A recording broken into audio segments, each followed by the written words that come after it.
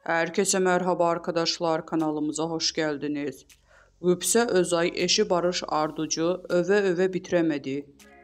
Güzel oyuncu Güpse Özay, kızı Can Asya'nın kendisinden ve eşinden hangi özelliklerini almasını istediği yönünde soru üzerine Barış Arduç'u öve ve bitiremedi. Kendisi gibi oyuncu olan Barış Arduç ile evli olan Güpse Özay bir dergide verdiği röportajda Can Asya senin karakterinin hangi özelliklerini babasının karakterinin hangi özelliklerinin alsın isterdin sorusuna tüm özellikleriyle cevap verdi. Ünlü oyuncu Güpse Özay her şeyini babasından alsın sorusuyla cevapladı.